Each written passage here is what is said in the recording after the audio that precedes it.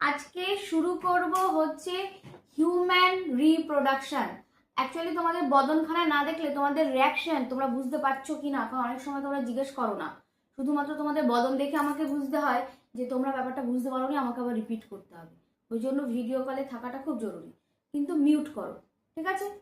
যতক্ষণ করা যায় করো, কারণ হিউম্যান রিপ্রোডাকশন আজকে শুরু হবে, ঠিক আছে? আজকে শুরু হবে হচ্ছে হিউম্যান রিপ্রোডাকশন, অর্থাৎ মানুষের জনন। মানে এই চ্যাপ্টারটার আশায় এতদিন আমরা বায়োলজিকে ক্যারি করেছি, মানুষের জনন অর্থাৎ human reproduction. Human রিপ্রোডাকশনে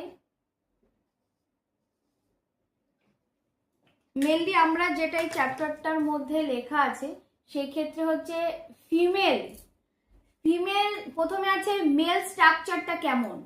mail structure বলতে যে যার সাহায্যে তুমি বাবা হবে, ঠিক আছে? যার সাহায্যে তুমি বাবা হবে তোমার সেই অর্গানটা কেমন, ঠিক আছে?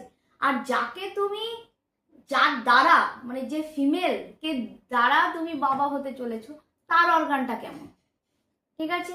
দুটো অর্গান স্পষ্ট, মানে ফিমেল এবং মেল দুজনেই রিপ্রোডাক্টিভ অর্গানগুলো কেমন কেমন স্ট্রাকচার, কেমন গঠন, কি কি আছে সমস্ত কিছু লেখা আছে। আর দ্বিতীয়ত আছে যে পুরুষদের শরীরে শুক্রাণু কিভাবে গঠন হয়েছে এবং স্ত্রী শরীরে ডিম্বাণু কিভাবে গঠন হয়েছে, এটা গেল।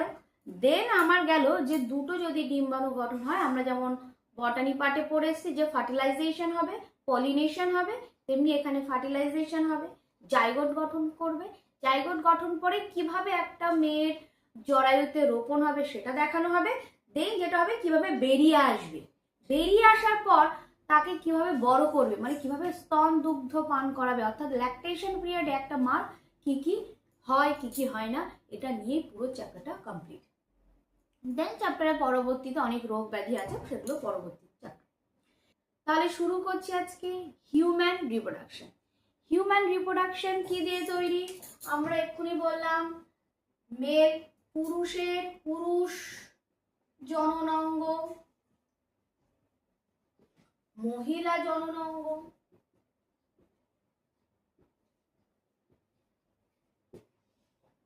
নেক্সট হচ্ছে গ্যামেট উৎপাদন, গ্যামেট বাবা কালনে একটা উৎপাদন, নিষেক,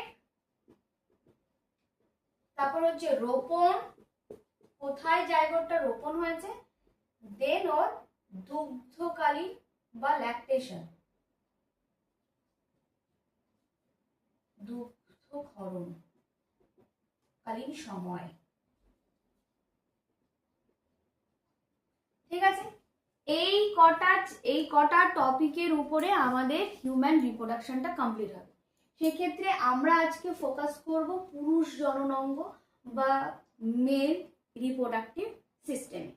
তাহলে আমরা লিখতে চলেছি বা আমরা জানতে চলেছি mail reproductive system. Mail reproductive system যখনই আমরা জানবো, মোটামুটি আমরা জানি যে যার অঙ্গ ধরে জানি যে কেমন ক্রাইটেরিয়া গুলো কেমন, তাই তো? যে যার অঙ্গগুলো স্পর্শ করে কাজে লাগিয়েছে কিনা জানি না, রিপ্রোডাকশনের কাজে তো এখন লাগানোর কথা নয়।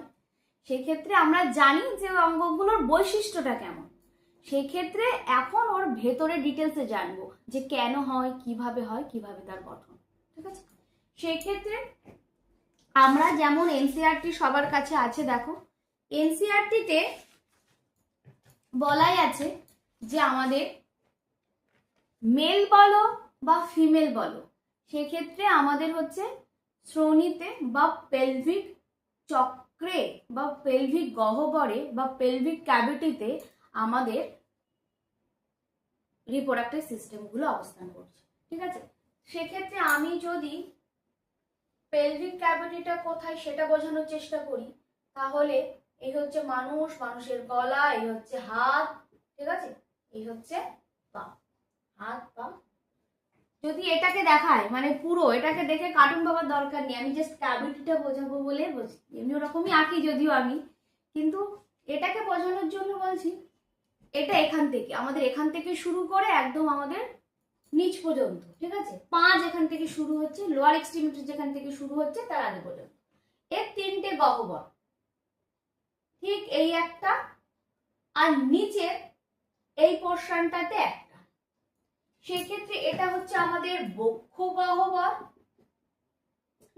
এটা হচ্ছে আমাদের পেট বা অ্যাবডোমেন ক্যাভিটি, বক্ষ গহ্বরে হচ্ছে থোরাসিক ক্যাভিটি, আর এটা হচ্ছে পেলভিক ক্যাভিটি বা শ্রোণী গহ্বর, শ্রোণী, ঠিক আছে?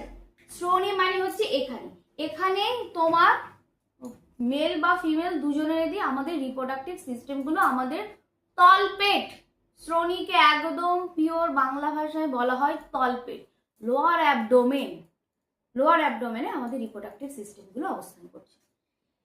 সেক্ষেত্রে আমাদের এই সব নিয়ে কাজ নেই, আমাদের ঠিক এই জায়গাটা নিয়ে আমাদের সমস্ত পড়াশুনো, সমস্ত কাজ চলবে। শুধু এখান থেকে নিট যারা দেবে বা কোনো জয়েন্ট এন্ট্রান্স বা যে কোনো মেডিকেল বেসিসে, বায়োলজি বেসিসে যদি কোনো এন্ট্রান্স এক্সাম দাও, একটা কোয়েশ্চেন প্রায় আসে, সেটা হচ্ছে বক্ষ গহ্বর এবং পেটকে কোন পর্দা দ্বারা বা কোন পেশি দ্বারা আলাদা করা হয়েছে? কেউ কি পারবে বলতে যে বক্ষ গহ্বর, থোরাসিক ক্যাভিটি অর্থাৎ অ্যাবডোমেন ক্যাভিটিকে কোন মাসেল দ্বারা আলাদা? এক্স্যাক্টলি, মধ্যচ্ছদা বা ডায়াফ্রাম দিয়ে আলাদা করা হয়েছে, ঠিক আছে? এই যে মাসেলটা বা এই যে পেশিটা, এটাকে বলা হয় ডায়াফ্রাম বা বাংলায় বলবো মধ্যচ্ছদা, ঠিক আছে? মধ্যচ্ছদা, মধ্যচ্ছদা কিছু না, নিঃশ্বাস নেওয়ার সময় আমাদের বুকটা যে ফুলে ওঠে, ঠিক তার লোয়ার মাসেলটা, মানে যে কারণের জন্য বুকটা ফুলে ওঠে, তার উপরে একটা পেশি আছে, আমার পাঁজরগুলো উঁচু উঠে যায় তাই বুকটা ফুলে যায়, আর পেটের দিকটা ফুলে যায় সেটা হচ্ছে এই মাসেলটার জন্য, ঠিক আছে? এই মধ্যচ্ছদার জন্য। এই মধ্যচ্ছদায় উপরের পোর্শন এবং পেটকে আলাদা করেছে, ঠিক আছে? তাহলে আবার ক্লিয়ার, এটা নিয়ে আর বেশি ঘাটাঘাটি করে লাভ নেই, আমার বুক করেও লাভ নেই, আপাতত পেট করেও লাভ নেই, লাভ হচ্ছে সব নিচের অর্গানগুলো জানার জন্যই আমরা এই ক্লাস 9 থেকে ক্লাস 12 পর্যন্ত বায়োলজিকে ফেল করছি, শুধু এই চ্যাপ্টারটাকে ভালো করে বুঝবো তাই, ঠিক আছে? আকাঙ্ক্ষিত একটা চ্যাপ্টার। যাই হোক, সেক্ষেত্রে আমরা মানুষের জননাঙ্গে প্রথম পড়তে চলেছি পুরুষের জননাঙ্গ। পুরুষের জননাঙ্গ প্রথমে আমরা ডাইসেকশন, এইভাবে দেখবো, ডাইসেকশন করে দেখব। কেমন? এই হচ্ছে তোমার পেট কমপ্লিট হলো, তোমার একটা ভুঁড়িওয়ালা পেট, এই যে, ঠিক আছে? আর এই হচ্ছে তোমার সব থেকে চিহ্নিত, ঠিক আছে? কতবার যে টাচ করো তার তো ঠিক নেই দিনের মধ্যে, সেই আকাঙ্ক্ষিত স্ট্রাকচার, ঠিক আছে? রিজু লজ্জায় মরে যাচ্ছে, কিন্তু অ্যাকচুয়ালি এটাই তো ফ্যাক্ট। তুমি যদি ভাবো না কেউ জানে না, এটা এমন একটা পড়াশুনো, এমন একটা জিনিস জানে সবাই, সবাই সবকিছু জানে, তারপর লজ্জা পায়। কিন্তু লজ্জা না, আমি একটু ওপেনলি পড়াই, কারণ হচ্ছে আমি চাই বাচ্চারা প্রত্যেকে তাদের কনসেপ্ট যেন পুরোপুরি ক্লিয়ার করতে পারে। এই সেক্ষেত্রে এটাকে আমরা বলবো হচ্ছে টেস্টিস। এই টেস্টিসের মধ্যে এরকম একটা জিনিস থাকবে, এখানে এরকম একটা জিনিস থাকবে, সবাই হাত দিয়ে টাচ করে দেখবে দুটো শক্ত শক্ত বল মতো টাচ পায়, ঠিক আছে? সেটাকে আমরা বলবো হচ্ছে স্ক্রোটাম। এটাকে না স্ক্রোটামে না ইংলিশে কিছু লেখা নেই, এটা মানে ইংলিশ টার্মটাকে বাংলা করে লেখা আছে স্ক্রোটাম, ঠিক আছে? স্ক্রোটাম সবাই হাত দিয়ে দেখে নেবে আছে কিনা, যদি কারো না থাকে, কোনো বাচ্চার থাকে না, ঠিক আছে? কোনো বাচ্চার থাকে না, এটা কিন্তু এক ধরনের প্রবলেম, সেক্ষেত্রে তাদের পরবর্তীতে বাবা হওয়ার সম্ভাবনা অনেকটা কমে যায়। সবাই ভিডিও অন করে লজ্জায় বসে থেকে লাভ নেই, এটা পড়াকে পড়ার মতো করেই দেখতে হবে। স্ক্রোটাম, তাহলে স্ক্রোটাম গেল, টেস্টিস গেল, টেস্টিসের বাংলাটা লিখি, সেটা হচ্ছে শুক্রাশয়। এই শুক্রাশয়ের মধ্যে এরকম গোল গোল অর্থাৎ খণ্ডযুক্ত প্রায় 250টা মতো খণ্ড এখানে অবস্থান করছে, ঠিক আছে? 250টা খণ্ড, 250টা খণ্ড অবস্থান করছে, যাকে আমরা ইংলিশে বলবো হচ্ছে লোবিউলস। লোবিউলস মানে হচ্ছে খণ্ড। কতগুলো? 250টা। এটা কিন্তু ইম্পর্টেন্ট, নিড বেসিস এইসব কোয়েশ্চেনগুলো ইম্পর্টেন্ট যে কতগুলো লোবিউলস প্রেজেন্ট থাকে। সেক্ষেত্রে এই স্ক্রটামের মধ্যে লোবিউলস গুলো থাকে 250টা মতো লোবিউলস থাকে। তার মধ্যে আমি 2-3টা আঁকলাম। আঁকার পরে এখান থেকে এরকম নালি উপরের দিকে উঠে গেছে, নালিগুলো এরকম, ঠিক আছে। সেক্ষেত্রে এই নালিগুলো প্রতিটা লোবিউলস এর মধ্যে একটাও থাকতে পারে, আবার 3টেও থাকতে পারে, ঠিক আছে। কি বললাম, এই যে খণ্ডগুলো আছে এই খণ্ডগুলোর মধ্যে থেকে যে নালিগুলো উঠে গেছে সেগুলো একটা থাকতে পারে বা 3টে থাকতে পারে, ঠিক আছে। নালি, এই নালিগুলোর নাম হচ্ছে সেমিনিফেরাস টিউবিউল। নামগুলো আমি একটু ইংলিশে পয়েন্ট করি। সেক্ষেত্রে নাম হচ্ছে সেমিনিফেরাস টিউবিউলস। এই নামগুলো, এই যে পরপর এই জিনিসটা বোঝাটা খুব জরুরি। যে কোনো কোয়েশ্চেনে এই যে কোন নালির পরে কোন নালি, কোন ঘটনা থেকে কি কি তৈরি হচ্ছে সেই জিনিসগুলোকে এখানে ব্যাখ্যা করা আছে। ভালো করে যদি বোঝো, আমি মনে করব যে এখান থেকে যে ধরনের কোয়েশ্চেন দিক না কেন সেখানে ঘুরিয়ে পিছিয়ে, সেক্ষেত্রে আমি মনে করি না খুব একটা অসুবিধা থাকার কথা। এবার চলে যাচ্ছি তাহলে। হ্যাঁ বলো, যাদের কি টাইপের, না না, আমি গে এবং লেসবিয়ানে বলেছি একমাত্র সাইকোলজিক্যাল ব্যাপার, স্ট্রাকচারের কোনো প্রবলেম নেই, ঠিক আছে। যদি স্ট্রাকচারের প্রবলেম হতো তাহলে কি হতো, তাহলে দুজন মেয়ে বিয়ে করেছে, একজন মা হতে পারতো না, ঠিক আছে, যদি স্ট্রাকচারের প্রবলেম থাকতো। স্ট্রাকচার সেম, বা দুজন গে বিয়ে করেছে, সে যদি কোনো মেয়ের সাথে থাকে তাহলে সেই মেয়েটা কিন্তু প্রেগনেন্ট হবে, ঠিক আছে। কিন্তু তার মেয়ের সাথে থাকতে ইচ্ছা করছে না, সেই ফিলিংস আসছে না, সেই ভালোবাসা আসছে না, সেই এক্সাইটমেন্ট আসছে না, তার মানে তার স্ট্রাকচারের কোনো প্রবলেম নেই, ঠিক আছে। থাকতেও পারে কিন্তু তার ব্যক্তিগত সমস্যা থাকতে পারে, কিন্তু সেই মুহূর্তে দাঁড়িয়ে সেই যে কথাটার বেসিসে আমরা গে বলছি সেখানে কিন্তু শুধু সাইকোলজিক্যাল একটা ব্যাপার। সেক্ষেত্রে আমি এখন সুস্থ সবল, মানে যেটা নিয়ে এখন পড়তে চলেছি সেটা হচ্ছে তো স্বাভাবিক কিনা নিজেদেরকে দিয়ে চেক করো, তোমাদের স্ট্রাকচার এখানে পড়ানো হচ্ছে, ঠিক আছে। সুস্থ সবল কিনা প্রতিটা জিনিস চেক করে নেবে, আমি একটা একটা করে বোঝাবো, সেক্ষেত্রে সবাই চেক করে নেবে। স্ক্রটামটা হচ্ছে তোমাদের নিজস্ব শুক্রাশয় দুটোকে টাচ করবে, ধরবে, এরকম ধরার পরে দেখবে শক্ত শক্ত গোল গোল বল, ঠিক আছে, সেই বল দুটোকেই আমরা বলবো স্ক্রটাম, বুঝেছো। অনেক বাচ্চার কি বলেছি, অনেক বাচ্চার এই স্ক্রটাম, এটা স্ক্রটামটা পরবর্তীতে মানে জন্মের পর আস্তে আস্তে পেটের থেকে নিচের দিকে অর্থাৎ পেলভিক ক্যাভিটি বা শ্রোণী চক্র থেকে ওই যেখানে ঝুলছে এখানে নেমে আসে, এর মধ্যে নেমে আসে। এটাই তো থলি, তোমাকে যেটা টাচ করতে বললাম শক্ত বলের মতো, ওটা থলি।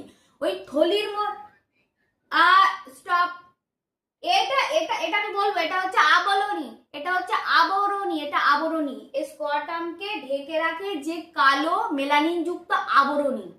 প্রত্যেকে যতই ফর্সা হোক দেখবে তার স্কিন টোনের থেকে ওই জায়গার চামড়াটা অনেক বেশি কালো, কারণ কি ওটাকে ঢেকে রাখা হয়। এটাকে বলা হয় টিউনিকা অ্যালবুজিনা। পড়ছি আমি, সেটা বলতাম, ঠিক আছে, ওয়েট করো, একটু ওয়েট করো, ঠিক আছে। না, এটা স্ক্রটাম না, স্ক্রটাম হচ্ছে গোল মতো ভেতরে যে থলিটা, বা আমি তোমাকে যেটা বলছি বারবার ওই ব্যাপারটা, শক্ত ব্যাপারটাই হচ্ছে স্ক্রটাম। স্ক্রটামের মধ্যে সমস্ত কিছু ঘটনাগুলো ঘটে।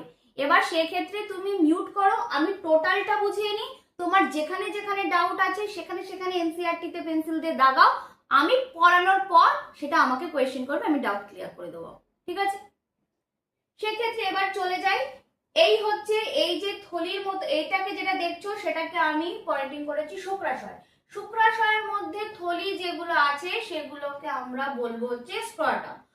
এই স্ক্রটামের মধ্যে অনেকগুলো ছোট ছোট থলি থাকে যেগুলো প্রায় 250টা, একে বলে খণ্ড। 250টা খণ্ডযুক্ত। এই 250টা খণ্ডের মধ্যে যে নালীগুলো তৈরি হয় এটা বিশেষ মানে বিশেষ বৈশিষ্ট্যযুক্ত কোষ, বিশেষ বৈশিষ্ট্যযুক্ত কোষ। কারণ হচ্ছে এই নালীর মধ্যে এই যে স্কোয়াটামে এই যে খণ্ডের মধ্যে যে নালীগুলো তৈরি হয়েছে সেই নালীগুলো একটাও থাকতে পারে বা তিনটেও থাকতে পারে। সেক্ষেত্রে একে বলা হয় সেমিনিফেরাস টিউবিউলস। এই সেমিনিফেরাস টিউবিউলেই অ্যাকচুয়ালি শুক্রাণুগুলো তৈরি হয় এবং পুষ্টি পায়। ঠিক আছে, এবার যাব এই সেমিনিফেরাস টিউবিউল যতগুলো খণ্ড, সব খণ্ড থেকে যে সেমিনিফেরাস টিউবিউল গুলো আছে সেগুলো এরকম এক জায়গায় যুক্ত হচ্ছে। ঠিক আছে, এটা কি বোঝা গেছে? সমস্ত সেমিনিফেরাস টিউবিউল, সমস্ত খণ্ডের সেমিনিফেরাস টিউবিউল গুলো এই এক জায়গায় এসে যুক্ত হচ্ছে। মানে যেহেতু আমি ক্রস সেকশন দেখাচ্ছি তাহলে আমি উপরের টপ ভিউ থেকে দেখাচ্ছি। তাহলে এই যে যুক্ত হলো, এই জায়গাটা এসে সব এক জায়গায় যুক্ত হলো, একে আমরা বলবো হচ্ছে টিউবিউলি রেক্টি। ঠিক আছে, তাহলে সেমিনিফেরাস টিউবিউল যখন আরেকটু উপরে উঠে এক জায়গায় হয় তাকে আমরা নাম দিয়েছি টিউবিউলি রেক্টি। এই রেক্টি গুলো এবার কি হচ্ছে, এবার এরকম টিউব গঠন করছে, মানে সমস্ত কিছু এরকম নালী গঠন করে উপরের দিকে বেরিয়ে যাচ্ছে। ঠিক আছে, এই যে নালীগুলো আমি আঁকলাম, এই যে নালীগুলো উপরের দিকে বেরিয়ে যাচ্ছে এই নালীগুলোকে আমরা বলবো ভাসা ইফারেন্সিয়া। এটা কিন্তু বাংলাতে কিন্তু একই জিনিসই লেখা আছে, কিন্তু মানে ইংলিশ উচ্চারণটাই লেখা আছে ভাষা ইফারেন্সিয়া, ইফারেন্সিয়া। এই ভাষা ইফারেন্সিয়া গুলো এবার এক জায়গায় যুক্ত হবে, সব কটা এক জায়গায় এসে যুক্ত হচ্ছে। এই ভাষাগুলো সব এক জায়গায় এসে যুক্ত হচ্ছে, এক জায়গায় এসে যুক্ত হয়ে ঠিক এরকম নিচের দিকে একটা মোটা নালী তৈরি করছে। ব্যাপারটা কেমন একটু শর্টকাট সামারি করি। সরু সরু সরু সরু নালীগুলো প্রথমে এক জায়গায় হলো, সেই নালীগুলো আবার এই নালীগুলো আরো এক জায়গায় হলো, গিয়ে এরকম একটা মোটা নালী তৈরি করলো। মানে আমি যদি আরেকটু উদাহরণ দিয়ে বোঝাই, একটা পাটকাঠিগুলো ছোট ছোট বান্ডিল করা হলো, ছোট ছোট বান্ডিল গুলোকে বেঁধে আবার একটা বড় বান্ডিল তৈরি করা হলো। ঠিক এরকম সেক্ষেত্রে সেমিনিফেরাস টিউবিউলকে বেঁধে তৈরি করা হলো টিউবিউলি রেক্টিকে আবার বড় বড় টিউব করে তৈরি করা হলো ভাস ইফারেন্সিয়া। ইফারেন্সিয়া মানে হচ্ছে বেরিয়ে যাচ্ছে। ঠিক আছে, বেরিয়ে যাচ্ছে, সেটা স্কোয়াটাম থেকে এই নালীগুলো বাইরের দিকে বেরিয়ে যাচ্ছে, এটা তো স্কোয়াটাম। এই স্কোয়াটাম থেকে এই নালীগুলো বাইরের দিকে বেরিয়ে যাচ্ছে ভাসা ইফারেন্সিয়া নামক নালী হয়ে। ঠিক আছে, ইফারেন্ট মানে হচ্ছে বাইরে। ঠিক আছে, এবার সেক্ষেত্রে এই ইফারেন্সিয়া নালীগুলো সব এক জায়গায় যুক্ত হয়ে যে মোটা নালীটা তৈরি করে আমি নিচের দিকে আঁকলাম এটাকে বলা হয় এপিডিডাইমিস। এটা পয়েন্টিংটা করো, মানে এই এপিডিডাইমিস আমাদের প্রচুর কোয়েশ্চেন দেয় এবং তোমাকেও বোর্ড এক্সামে দেবে। এপিডিডাইমিস আমি বাংলায় লিখতে চাই,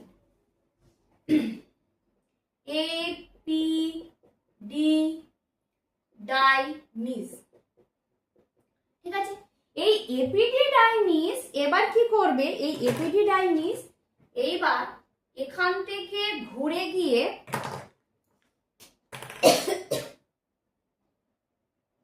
এখান থেকে উপরে গিয়ে এরকম হয়ে দাঁড়াবে। সেক্ষেত্রে এখানেও তাই ভাসা ইফারেন্সিয়া হয়ে মোটামুটি এপিডিডাইমিস হয়ে এবার ভেতরে এবার পেটের মধ্যে চলে গেল, মানে আমার কিডনির কাছাকাছি চলে গেল। ঠিক আছে, কি বললাম, কিডনির কাছাকাছি চলে গেল। ব্যাপারটা স্ট্রাকচার যেন ক্লিয়ার হয় প্রত্যেকে। এটা হচ্ছে আমরা অ্যানাটমি পড়ছি, অ্যানাটমির কনসেপ্ট ক্লিয়ার না হলে মুখস্থবিদ্যা দিয়ে কিন্তু ওই ম্যাপ মুখস্থ করার মতো হয়ে যাবে, কনফিউশনে ভরে যাবে। যেখানে বুঝতে পারবে বলতে হবে। আমরা প্রতিটা টার্ম যেগুলো উচ্চারণ করছি হয়তো কিছু কিছু বোঝানোর জন্য কোনো টার্ম ব্যবহার করছি যেগুলো খুব হাসি পাচ্ছে, লজ্জা লাগছে, কিন্তু বেশিরভাগ টার্ম কিন্তু লজ্জা নয়, বেশিরভাগ টার্ম কিন্তু বোঝার, অর্থাৎ লজ্জায় মরে গেলাম জিজ্ঞেস করলাম না, এমন যেন না হয়।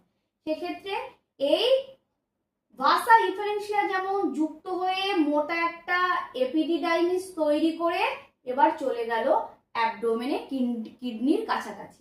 তাহলে এই দিক থেকেও তাই এই দিকের যে সেও এপিডিডাইমিস তৈরি করে চলে যাবে কিডনির কাছাকাছি। এইবার আমি একটু এই জায়গার ছবিটা ক্লিয়ার করি। সেটা কি?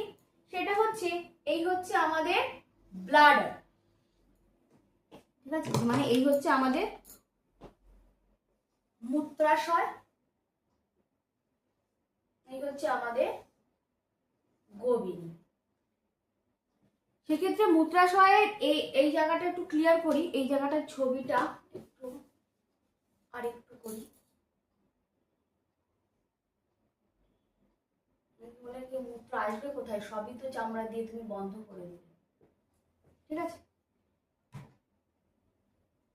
এবার এই ক্ষেত্রে আমাদের একটা জিনিস দেখবো,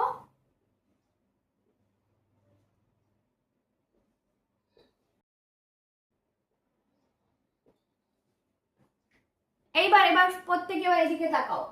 এবার সেই ক্ষেত্রে আমরা এটা হচ্ছে তোমাদের মূত্রাশয়, মূত্রগুলো কোথা থেকে, মূত্রাশয় মানে সেখানে মূত্র এসে জমা হচ্ছে, মূত্র কিন্তু তৈরি হচ্ছে না, মাথায় রাখতে হবে, মূত্র জমা হচ্ছে, মূত্র তৈরি হচ্ছে না। সেক্ষেত্রে মূত্র তৈরি হবে কোথায়? কিডনিতে, যেটা আরো উপরে রয়েছে। সেক্ষেত্রে ওই মূত্র কিডনিতে অর্থাৎ বৃক্কে তৈরি হয়ে এই নালী দিয়ে, এই যে এই দুটো নালী, এপাশে একটা নালী আছে এপাশে একটা নালী আছে, গোবিনী আছে, তাই দিয়ে আমার এখানে মূত্রাশয়ে এসে মূত্র জমা হচ্ছে, ঠিক আছে। এবার সেক্ষেত্রে এই এপিডিডাইমিসটা কি করছে, ও এই গোবিনীকে প্যাঁচিয়ে এসে অবস্থান করছে, এই, ঠিক আছে, ও প্যাঁচিয়ে রাখবে গোবিনীকে, কারণ এত বড় একটা নালী তো, যদি সরাসরি এসেও কাজ করে তাহলে ওই জায়গাটা দেখবো আমরা কোনো বড় কোনো তার থাকলে, বড় যদি কোনো তার থাকে তাহলে সেটাকে আমরা গুটিয়ে এরপর একটু দিয়ে এর একটু দিয়ে এর একটু দিয়ে দিয়ে সেটাকে সোজা রেখে তারপরে কোনো একটা জায়গায় জয়েন করি। এখানেও তাই, এপিডিডাইমিস উপরে গিয়ে গোবিনীকে একটা পাক দিয়ে তারপরে ও ঘুরে চলে আসে, ঠিক আছে, ঘুরে চলে আসে, আর এইদিকে আমার মূত্রাশয় থেকে মূত্র জমা হয়ে এবার নিচে নামবে। এবার আমাদের মানে আমার না, তোমাদের কি হয়, ছেলেদের স্পাম যে রাস্তা দিয়ে আসে, অর্থাৎ শুক্রাণু যে রাস্তা দিয়ে আসে, মূত্র কিন্তু সেই রাস্তা দিয়েই আসে। ওয়ান টাইম একটা জিনিস বেরোবে, যে সিমেন্ট বেরোবে অর্থাৎ বীর্য বেরোবে, নয়তো কিন্তু মূত্র বেরোবে। তুমি মূত্র এবং ওইটা দুটো একসাথে বের করতে চাও তাহলে তোমার সমস্যা আছে, সমস্যা, ঠিক আছে। সেক্ষেত্রে আগে বেরোবে না পরে বেরোবে, আর বলছে কিভাবে হয়, আমি তো ড্যাশের পরে আমি তো বাথরুম করি, এটা করি ওটা করি, ঠিক আছে। সেক্ষেত্রে বলবো, সেটাও বলবো, আবার এটা তো বলো।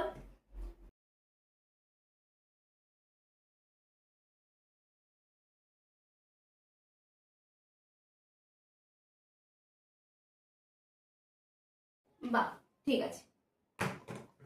এইবার আমরা এখানে লিখে রাখি, একটু পয়েন্টিং গুলো না করলে ভুলে যাব, সেটা হচ্ছে মূত্রাশয়, আর এটা যেটা পয়েন্টিং করব এই যে এটা হচ্ছে গোবিনী, মানে মূত্র ওখান থেকে কোথা থেকে আসে সেটা যদি না বলতে পারি সেটা তো হবে না। এইবার এই এপিডিডাইমিস এই পর্যন্ত শেষ, এই যে মোটা নালী পর্যন্ত এসে এপিডিডাইমিস শেষ হয়েছে। এপিডিডাইমিস শেষ হওয়ার পরে এই যে নালীটা আবার উপর দিকে চলে গেল, এটাকে বলা হয় ভাসা ডিফারেন্সিয়া, ভাষা ডিফারেন্সিয়া, ঠিক আছে। সেক্ষেত্রে তাহলে ভাষা ডিফারেন্সিয়া, যেখান থেকে শুরু হয়েছিল সেটা হচ্ছে ভাষা ইফারেন্সিয়া। সেক্ষেত্রে এখান থেকে নিটে দুটো কোয়েশ্চেন একটু ঘুরিয়ে ফিরিয়ে দেয়, খুব অনেকবার এসছে ঘুরিয়ে ফিরিয়ে দেয়। সেটা হচ্ছে স্ক্রোটাম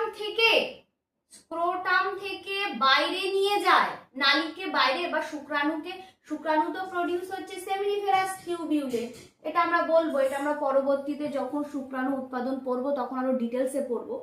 সেক্ষেত্রে সেমিনিফেরাস টিউবিউলের শুক্রাণু তৈরি হয়, শুক্রাণু এবার বয়ে চলছে এইদিকে, এই বরাবর, কারণ পেনিস হয়ে এবার বাইরে বেরোবে। সেক্ষেত্রে এই স্ক্রোটাম থেকে বাইরে নিয়ে যায়। সেক্ষেত্রে আরেকবার বলছি, তাহলে কি বললাম, যে এই থলিটার নাম হচ্ছে স্ক্রোটাম, এই স্ক্রোটাম থেকে শুক্রাণুকে বাইরে নিয়ে যাচ্ছে, সেটা হচ্ছে ভাষা ইফারেন্সিয়া।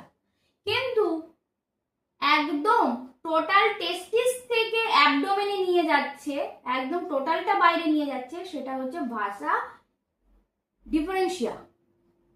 বোঝা গেছে? তাহলে এখানে কিন্তু কোয়েশ্চেনটা বারবার পড়তে হবে। যদি বলে স্ক্রোটাম থেকে কে বাইরে নিয়ে যাচ্ছে, তাহলে ভাষা ইফারেন্সিয়া। যদি বলে টেস্টিস থেকে কে বাইরে নিয়ে যাচ্ছে, তাহলে আমরা বলবো ভাষা ডিফারেন্সিয়া। ভীষণ কোয়েশ্চেনটা দেয়। কোয়েশ্চেন হচ্ছে একটা, এই স্ক্রোটাম থেকে কে বাইরে নিয়ে যাচ্ছে, আর একটা শুক্রাশয় থেকে কে বাইরে নিয়ে যাচ্ছে। কারণ অ্যাবডোমেনে যখন ঢুকে যাচ্ছে তখন তো শুক্রাশয় থেকে টোটাল বাইরে, তাই তো? কিন্তু যখন ইফারেন্সিয়া তখন তো শুক্রাশয় থেকে বাইরে না, তখন এই শুধুমাত্র থলিটা থেকে বাইরে যাচ্ছে। আমি কি বোঝাতে পেরেছি? ডাউট থাকলে বলতে হবে না। তাহলে আমি একবার একটু নালীগুলো লিখি, মানে এখানে এই পোর্শনটাতে লিখে দিচ্ছি। সেটা হচ্ছে প্রথমে সেমিনিফেরাস নালিকা, সেমিনিফেরাস নালিকার পরে আমরা কি বললাম, আমরা এখানে কি বললাম, টিউবিউলি রেক্টি,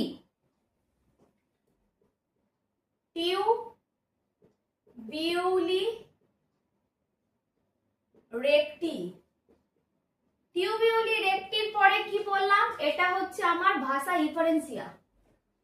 ভাষা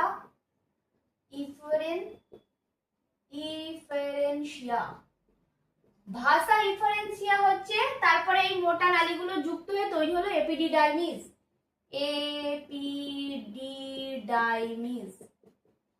এপিডিডাইমিস গুলো যুক্ত হয়ে বাইরে শুক্রাশয় থেকে বাইরে বেরিয়ে গেল, সেটা হচ্ছে ভাষা ডিফারেন্সিয়া।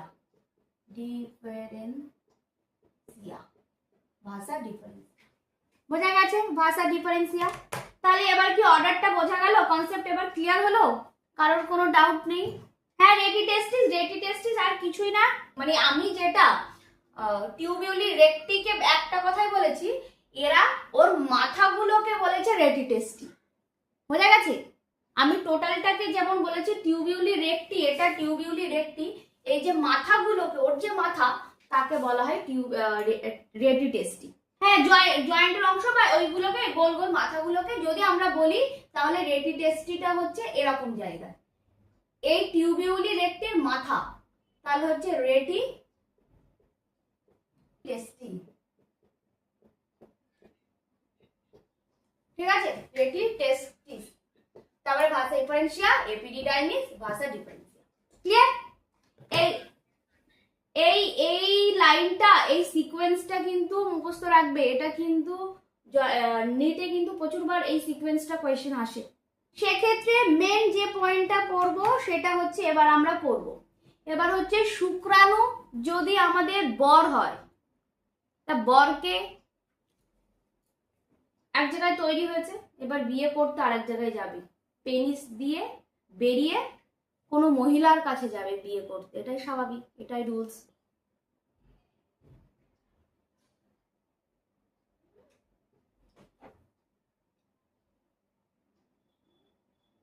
এই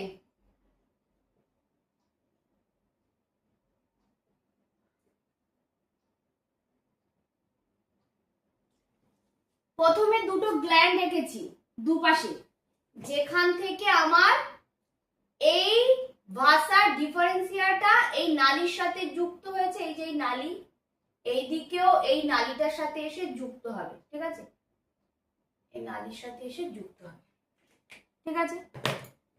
সেক্ষেত্রে এই সেমিনাল ভেসিকল বলবো আমরা, সেমিনাল ভেসিকল, এই দুটো গ্ল্যান্ডকে বা একে আমরা বলবো সেমিনাল ভেসিকল।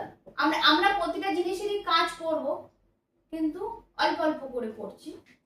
সেক্ষেত্রে এই সেমিনাল ভেসিকালে অ্যাকচুয়ালি স্পামকে আরো বেশি, মানে শুধুমাত্র স্পামে যখন বীর্যপাত হয় তাতে শুধুমাত্র শুক্রাণুর পরিমাণ মাত্র 10%, বাদ বাকি অন্যান্য রাসায়নিক পদার্থ দিয়ে ওটাকে আরো বেশি, মানে ওটার কালার বলো, ওর যে হোয়াইটি টেক্সচার বলো, বা ওতে যে লুব্রিকেন্ট আঠা আঠা বলো, মানে প্রতিটা ইন্টারকোর্সের শেষে বলো, বা প্রতিটা তোমরা যা করো, যাদের বউ নেই বা যাদের ইন্টারকোর্স করতে পারো না, তাদের এক্সাইটমেন্টের পরে যেটা বেরোয় সেটাকে আমরা বলবো সিমেন। কিন্তু সিমেনে মাত্র স্পামের পরিমাণ 10%, এটা লিখে রাখো।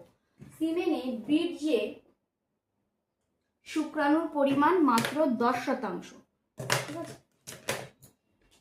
বীর্যে শুক্রাণুর পরিমাণ মাত্র 10%।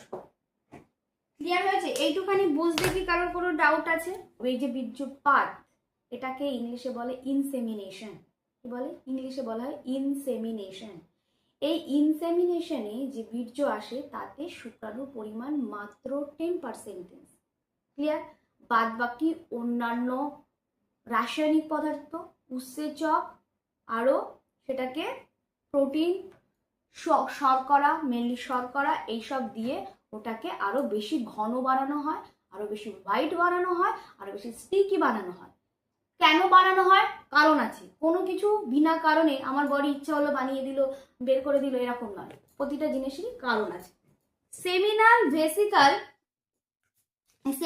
ভেসিকল সিমেনের 60% তৈরি করে। এটা তোমার মাথায় রাখতে হবে। সিমেনের 60% শুধু তৈরি করে এই সেমিনাল ভেসিকল, ঠিক আছে? তৈরি করার পর বিশাল একটা খুশি, ও খুশি, ঠিক আছে? বিশাল একটা খুশি, আমি কি না কি তৈরি করে ফেলেছি। এরকম কিন্তু না হাসি হাসি মুখ না, আমি ছবিটা একটু আঁকলাম। আহা, এবার আমি মহিলা শরীরে যাব, এই ভেবেই ওরা এত আনন্দ।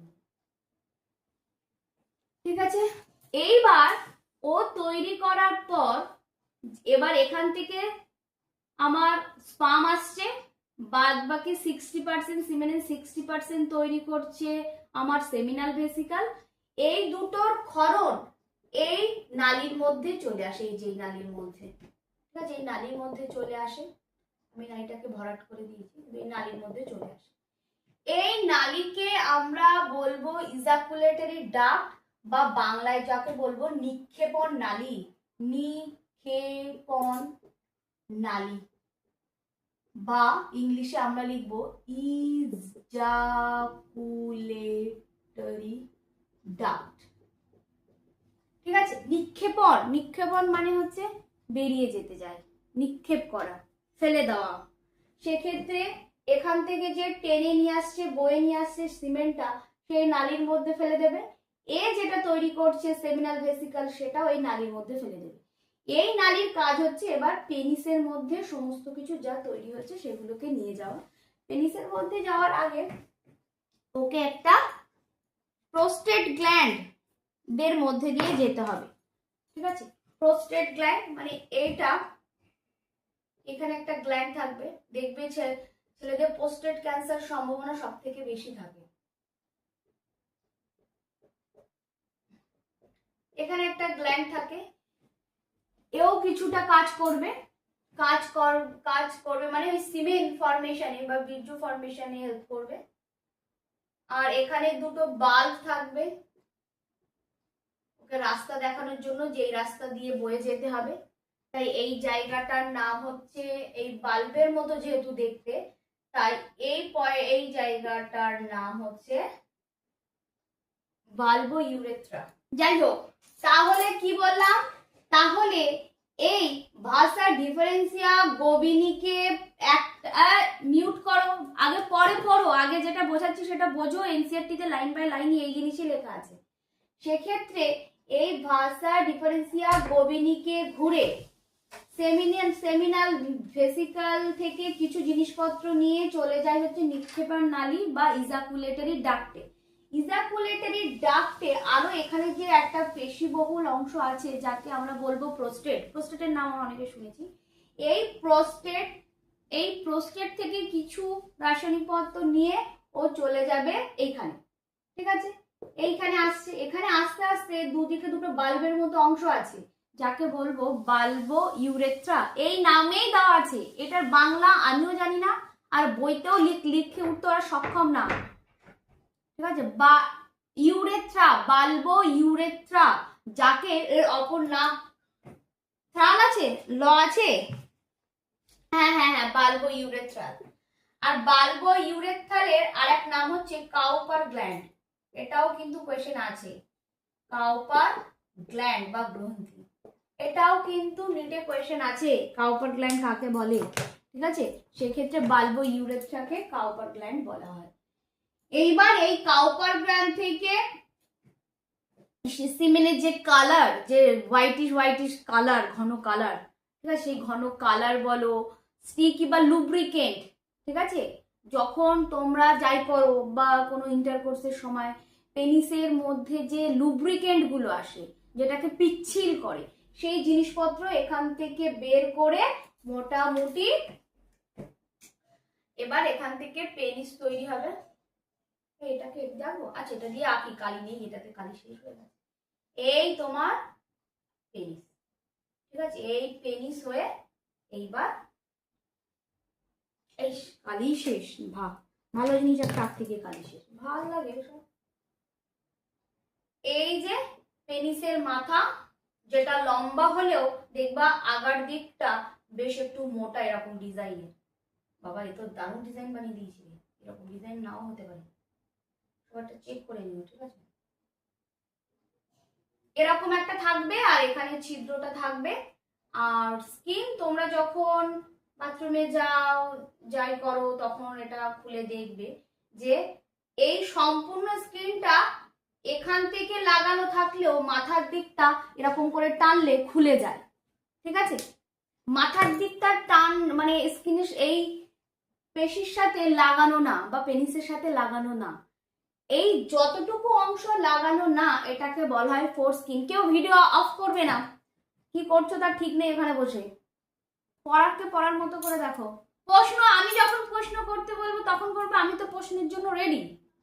তো ওয়েট, আমি আগে বুঝিয়ে নিই তারপর। সেক্ষেত্রে কি বললাম, তাহলে এই পেনিস, তাহলে এখান থেকে সিমেন্ট চলে আসছে, এই যে সিমেন্ট চলে আসলো, এই যে এখানে এই যে রাস্তা দিয়ে সিমেন্ট আসছে আসছে আসছে, আর আর এই যে এখান থেকে ইউরিনও ড্রিপ ড্রিপ ডপ ডপ ডপ ডপ করে আসছে, এখান থেকে সিমেন্ট আসছে, এখান থেকে ইউরিন আসছে, এসে এই যে ওপেনিং, এই ওপেনিং দিয়ে এইবার বাইরে বেরোবে। ওয়ান টাইম সিমেন্ট আসবে, নয়তো ইউরিন আসবে। সেক্ষেত্রে আমি যেটা বলতে চাইলাম সেটা হচ্ছে এই যে মাথার দিকটা লম্বা পেনিস, পেনিসের মাথার দিকটা দেখবে মোটা আছে, এটাকে বলা হয় গ্লাস পেনিস। ওটা চকচক করে ওটা খোলার পরে দেখবে,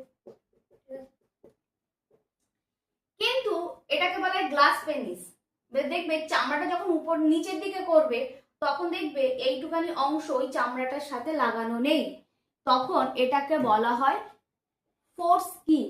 ফোর স্কিন এই যে চামড়াটা যেটা এই মাথার সাথে যুক্ত নেই বা গ্লাস পেনিসের সাথে যুক্ত নেই, এটাকে বলা হয় ফোর স্কিন। এইবার কথাটা হচ্ছে যখন নিচের দিকে টানবে তখন এটাও কিন্তু নিচের দিকে চলে যাবে, চলে এই গ্লাস পেনিসের মাথাটাই বাইরের দিকে বেরিয়ে আসবে, বা এটাই বেশি সেন্সিটিভ, ঠিক আছে? এটাই সব থেকে বেশি সেন্সিটিভ। তুমি নিচের দিকে যতই চাপাচাপি করো না কেন, সামনের দিকে টাচ না করলে তোমার সেই মানসিক যে শান্তি, সেই শান্তিটা আসবে, এক্সাইটমেন্ট সেটা আসবে, ঠিক আছে? সেক্ষেত্রে এটা গেল। আর এটাকে বলা হয় মেটাস। এটাকে কি বলা হয়? দেখো ওখানে এবার আমরা দেখবো, এবার আমরা এনসিইআরটি তে টেক্সট দেখবো, তার আগে এটা বলে নি।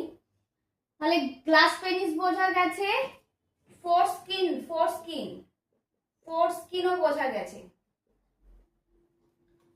আর কোনো ডাউট আছে এখানে বুঝতে? এইবার আমরা দেখব প্রতিটা পয়েন্টের প্রতিটা জিনিসের কাজ কি। এবার কনসেপ্ট যদি এর স্ট্রাকচারের কনসেপ্ট যদি ক্লিয়ার থাকে, এবার প্রতিটা পয়েন্টের কাজ বুঝতে খুব একটা অসুবিধা হওয়ার কথা নয়। এই ছবিটা নিয়ে নিতে পারো, বা এই ছবিটা তোমার টেক্সট বইতেও ভালো আছে, সেই ক্ষেত্রে টেক্সট বইতে যাও। এইবার আমরা ছবিটাতে দেখব। ছবিটা দেখো, এনসিইআরটি বের করো প্রত্যেকে। এনসিইআরটি বের করে দেখো প্রত্যেকে কি কি লেখা আছে। দেখো, এই হচ্ছে গোবিনী, এই হচ্ছে মূত্রথলি।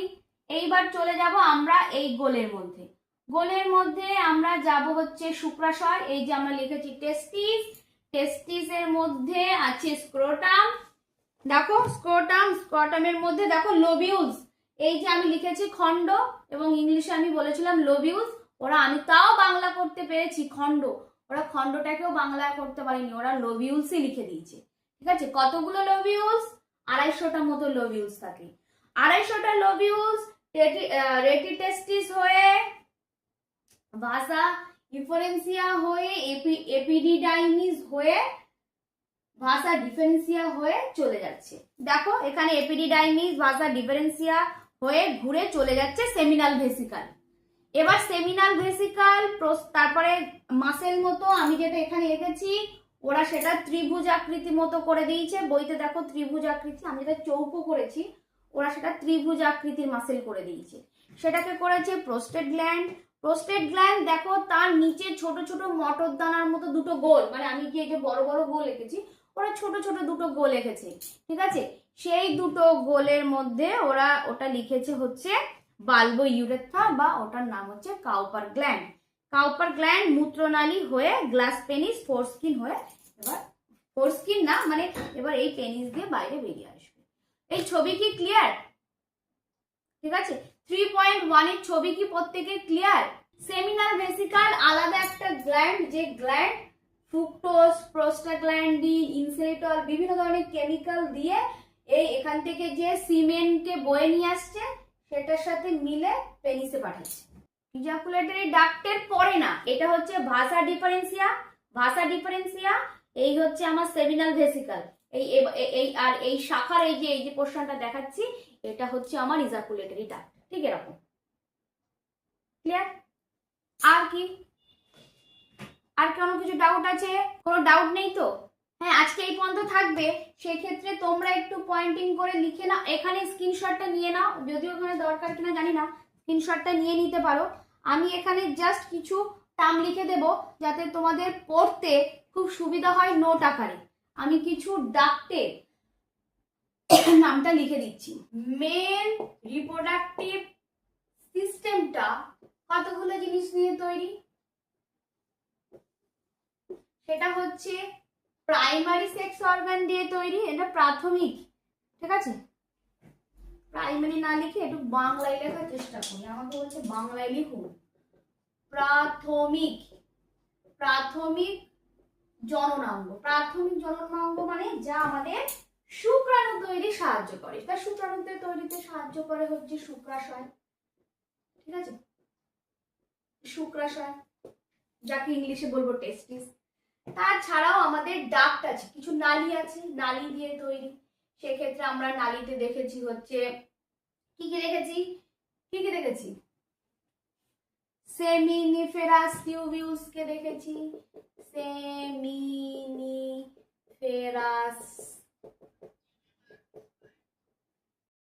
টিউবিউলস, সেমিনিফেরাস টিউবিউলস তৈরি হয়েছে। রিপ্রোডাক্টিভ সিস্টেমটাকে প্রাথমিক জননাঙ্গ তারা বলবো যারা শুক্রাণুকে তৈরি করতে পারে। তা শুক্রাণুকে তৈরি করতে পারে শুধুমাত্র হচ্ছে শুক্রাশয়। তাছাড়া আমাদের আনুষঙ্গিক অ্যাক্সেসরি সহযোগিতা করে কে? নালীগুলো। তারা কি করে? তারা শুক্রাণুকে বয়ে আনতে সাহায্য করে। তারা কিন্তু কোনো শুক্রাণু তৈরি করতে পারে না। তারা কি করে? পরিণত, শুক্রাণু যেটা তৈরি হলো তাকে পরিণত করতে। ঠিক আছে, আমি লিখে দিচ্ছি। প্রাথমিক জননাঙ্গ তাকে বলবো যে শুক্রাণু উৎপাদন করবে, উৎপাদন। ঠিক আছে, নালীরা অ্যাক্সেসরি সহযোগী অ্যাক্সেস কি করবে? শুক্রাণুকে পরিণত করবে, পরিণত করবে। আর শুক্রাণুকে সঞ্চয় করবে, সঞ্চয় স্টোর করে দেবে। তার মানে তোমার বডিতে সবসময় শুক্রাণু উৎপন্ন হবে আর তুমি সবসময় বাইরে বের করবে, এটা তো নাও হতে পারে। হয়তো তুমি করতেই পারলে না, তোমার ওয়াইফ নেই 2 দিন বাড়ি, তুমি ইজাকুলেট করতেই পারলে না, তার মানে সে কি করবে? ঠিক আছে, বলছে আমাদের ওয়াইফ লাগে না, আমাদের আনুষঙ্গিক জিনিসপত্র, আমরা হাত এটা সেটা দিয়ে কাজ চালিয়ে দিই। যাই দিয়ে কাজ চালাও, তার মানে সবসময় যে সবসময় সম্ভব হয় তা তো নয়। সেক্ষেত্রে এই শুক্রাণুকে পরিণত করবে এবং শুক্রাণুকে স্টোর করবে, সঞ্চয় করতেও সাহায্য করবে। ঠিক আছে, তাছাড়া শুক্রাণু একটা নির্দিষ্ট সময় সবসময় যখন বেরোবে না, তার মানে শুক্রাণু ওর মধ্যে থেকে মারা যাবে, তো সেগুলোকেও ও ক্যারি করতে সক্ষম। ঠিক আছে, নালী আর তাছাড়া কিছু গ্রন্থি আছে, যে গ্রন্থিগুলো ওকে কি করবে, বীর্য তৈরিতে সাহায্য করে। বলো কি বলছো? নালীতে শুক্রাণুকে পরিণত করা আর সঞ্চয় করা, সেমিনিফেরাস টিউবিউলস হবে। নেক্সট হচ্ছে আমার এপিডি ডাইমিস আছে। ঠিক আছে, তাছাড়া ভাস ডিফারেন্সিয়া আছে, ডিফারেন্সিয়া, ভাস ডিফারেন্সিয়া,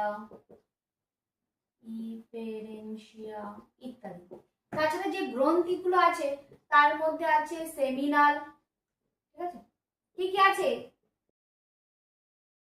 সেমিনাল, ভেসিকাল আছে, আর কি? একদম প্রোস্টেট গ্ল্যান্ড বা গ্রন্থি। আর কি আছে? একদম নামটা শুনেই মনে হচ্ছে, কি বলতো? বালবো ইউরেথ্রাল। প্রথমটা এত সুন্দর উচ্চারণ করলাম, শেষেরটা উচ্চারণ না করলে আবার এগুলো তো আবার রেকর্ডেড, মিস ইন্টারপ্রেট হবে।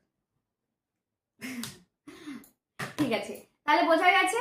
তাহলে আমাদের মেল রিপ্রোডাক্টিভ সিস্টেমে প্রাথমিক জননাঙ্গ থাকে, একটা সহযোগী নালী থাকে এবং সহযোগীতে গ্রন্থি থাকে।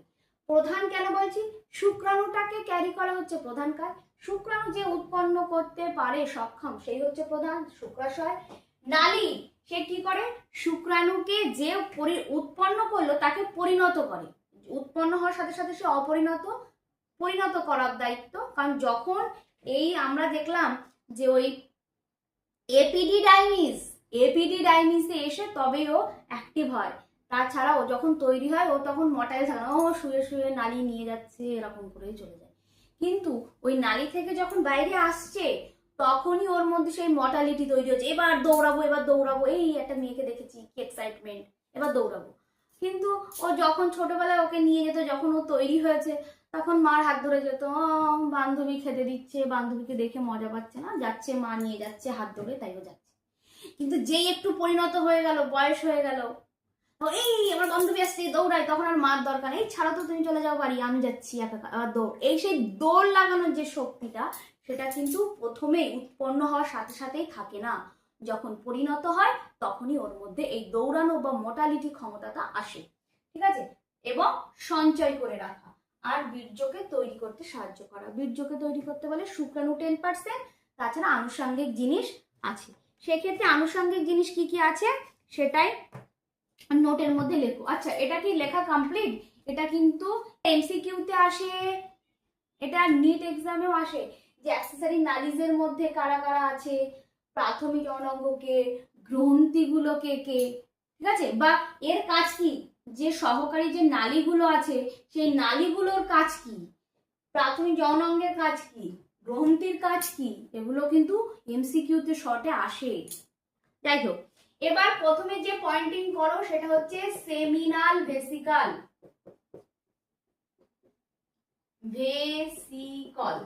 লেখো, শিখো ভেসিকল, লেখো ঝপাত করে লেখো। Seminal vesicle. সেমিনাল ভেসিকলের মধ্যে লেখো যে 60% বীর্য তৈরিতে সাহায্য করে।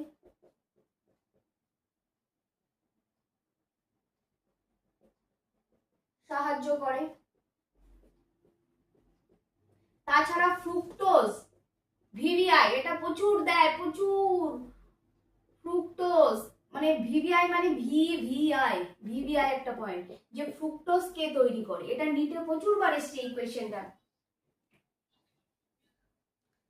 ফ্রুক্টোজ হচ্ছে এক ধরনের জটিল শর্করা, যেটা ছেলেদের বা পুরুষদের বীর্যের মধ্যে পাওয়া যায়।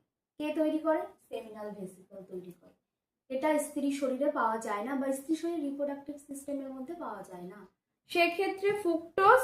তাছাড়াও আছে প্রোস্টাগ্ল্যান্ডিন, কিন্তু প্রোস্টাগ্ল্যান্ডিন এই প্রোস্টাগ্ল্যান্ডিনের থেকেও বেশি ইম্পর্টেন্ট হচ্ছে ফ্রুক্টোজ। ঠিক আছে, এইবার চলে যাব আমি নেক্সট নালী, সেটা হচ্ছে আমার প্রোস্টেট। আমি বাংলায় লিখবো, বাংলায় লিখবো। প্রোস্টেট গ্রন্থিতে কি হয়? প্রোস্টেট গ্রন্থির কথা কনসেপ্ট ক্লিয়ার আছে? বইতে না হলে বইতে দেখো প্রোস্টেট গ্ল্যান্ডের কথাটা। ঠিক আছে, প্রোস্টেট ক্যালসিয়াম তৈরি করে, ফসফেট তৈরি করে। ঠিক আছে, মানে সিমেন্ট, বলো।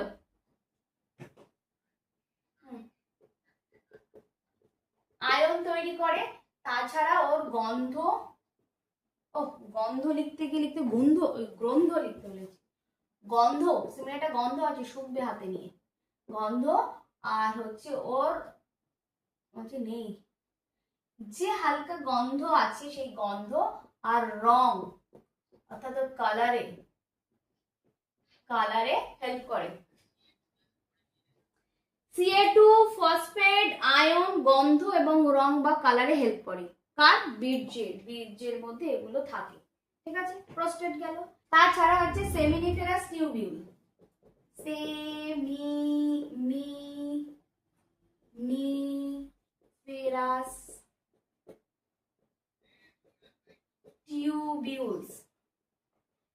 সেমিনিফেরাস টিউবিউলস যে সে আমার তৈরি করবে হচ্ছে ফর্মেশন অফ স্পার্ম। শুক্রাণু কোথায় তৈরি হয়? সেমিনিফেরাস টিউবিউলসে।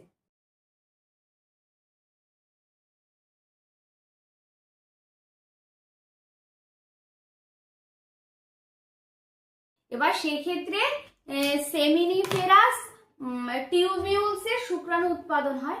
সেক্ষেত্রে সেমিনিফেরাস টিউবিউলসের মধ্যে বিশেষ কোষ থাকে, সেটা হচ্ছে স্পার্মাটোগোনিয়া এবং স্যাটোলি কোষ, যেটা স্পার্মাটোগোনিয়া শুক্রাণুকে তৈরি করতে সাহায্য করে, স্যাটোলি কোষটা শুক্রাণুকে পুষ্টি দিতে সাহায্য করে। সেক্ষেত্রে যখন আমরা গ্যামেটোজেনেসিসের সময় শুক্রাণু উৎপাদনকে পড়ব, তখন এই জিনিসগুলো যেহেতু আবার রিপিট হবে, তাই আমি যখন স্ট্রাকচার রেখেছি তখন এই কথাগুলো বলিনি। যেহেতু আমি এখানে লিখলাম সেমিনিফেরাস টিউবিউলটা, তাই এই কথাটা উল্লেখ করলাম যে কে তৈরি করবে, এমন কি বৈশিষ্ট্য আছে। এটা হচ্ছে ওর মধ্যে বিশেষ কোষ, সেটা হচ্ছে স্পার্মাটোগোনিয়া, সে শুক্রাণুকে উৎপাদন করতে পারে। এইবার লাস্ট হচ্ছে এপিডিডাইমিস। এটা হচ্ছে ভিভিআই। তোমরা এমসিকিউতে এত পাবে, এটা এত পাবে যে তোমরা ভাবতেই পারবে না যে এমসিকিউতে এই কোয়েশ্চেনগুলো এত থাকতে পারে। এপিডিডাইমিসের উপরে বেস করে আমাদের ওয়েস্ট বেঙ্গল বোর্ডে সব থেকে বেশি কোয়েশ্চেন দেয়। সেটা হচ্ছে আমাদের শুক্রাণুকে পরিণত করতে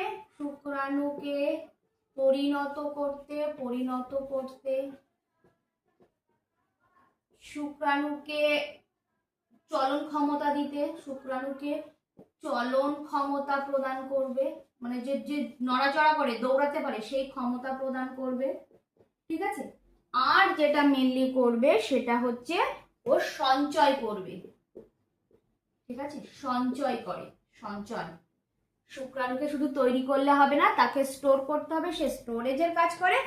আর হচ্ছে যদি তোমার শুক্রাণু তুমি প্রতিদিন না বের করতে পারো, সবসময় বের করা সম্ভব হয় না, তুমি লোকজনের মাঝখানে সারাদিন একটা কাজে ব্যস্ত আছো, সেক্ষেত্রে তোমার বের করা সম্ভব হবে না, তোমার যত এক্সাইটমেন্ট আসুক না কেন।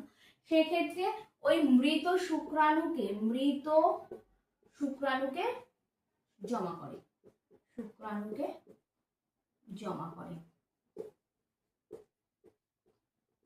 ঠিক আছে, তাহলে এই জিনিসটা লিখে নাও, এখান থেকে শর্ট কোয়েশ্চেন গুলো পেয়ে যাবে। কারোর কোনো ডাউট আছে? ডাউট ডাউট সব পড়বো। শুক্রাণুর গঠন আমরা আলাদা করে পড়বো। শুক্রাণুর গঠন, এটা তো শুক্রাণুর গঠন পড়লাম না, এটা আমরা হচ্ছে মেল রিপ্রোডাক্টিভ সিস্টেমের বেসিক স্ট্রাকচার, যেটা তুমি বাইরে থেকে মানে আমরা দেখতে পাচ্ছি আর ভেতরে যতটুকু আছে। ঠিক আছে, শুক্রাণুর গঠন আমরা আলাদা করে পড়বো, আমরা মেনস্ট্রুয়াল সাইকেল পড়বো, আমরা সবই পড়বো, আরো আরো জিনিস আর পড়বো। মানে একদম রিপ্রোডাক্টিভ সিস্টেম সম্পর্কে এত জানবো যে কোনো মেয়েকে দেখলে আর অত বেশি এক্সাইটমেন্ট হবে না, যে ও জানি ওর বডিতে কি হয়, কোথায় কি আছে, আমার সব জানি, এরকম একটা ব্যাপার। ক্লিয়ার? সেক্ষেত্রে বইয়ের মধ্যে এনসিইআরটি-তে সব লেখা আছে মোটামুটি। তোমরা তোমাদের পড়া তোমাদের এই এটা কত পেজ, 44 পেজ ফিমেল রিপ্রোডাক্টিভ সিস্টেমের আগে পর্যন্ত প্রতিটা লাইন পড়বে। আর বিশেষ করে টেক্সট বইটাকে একবার বা দুবার পড়বে, বাদ বাকি আমি সব এখানে যা বোর্ডে করলাম সেটা দেখে পড়বে। দেখবে কোনো কোয়েশ্চেন এমসিকিউতে বাদ যাবে না, একদম মাথার মধ্যে ঘুরঘুর করবে। ও আর একটা যেটা সেটা হচ্ছে, যদি তুমি পেনিসকে কেটে ফেলো, তোমার পেনিসটাকে যদি কেটে ফেলো, তাহলে আমি এরকম 3টে অংশ পাবো, যার জন্য তোমার পেনিসটা এমন কিছু তোমার পেনিসের মধ্যে আছে যেগুলো তোমার পেনিসটা নর্মাল ইজাকুলেটের পরে ছোট হয়ে যায়, আবার যখন ইজাকুলেটের টাইম হয় এক্সাইটমেন্ট আসে, সেগুলো শক্ত দৃঢ় হয়ে যায় এবং বড় হয়ে যায়। এটা হয়, তাই তো? বলছে হ্যাঁ এই ম্যাম কি করে জানলো এগুলো? এগুলো সবাই জানি, এগুলো হচ্ছে নর্মাল জিনিস। সেটা হচ্ছে এই দুটোকে বলা হয় কর্পোরা ক্যাভার্নোসা, আর এটাকে যেটা বলা হয় সেটা হচ্ছে কর্পোরা স্পঞ্জিয়াম, যার জন্য তোমার পেনিসে ওই মুহূর্তে ইজাকুলেটের সময় যে দৃঢ় হয়, তার মানে ওই সময় রক্ত সঞ্চালন তোমার পেনিসে অনেক বেড়ে যায়। বুঝা গেছে? রক্ত সঞ্চালন অনেক বেড়ে যায়। ঠিক আছে, শুধু সঞ্চালন বাড়বে না, তোমার পেনিসকে দৃঢ় করতে হেল্প করবে, শক্ত করতে হেল্প করবে। ঠিক আছে, ঠিক আছে, তাহলে এখানে শেষ হওয়া যাক ক্লাস।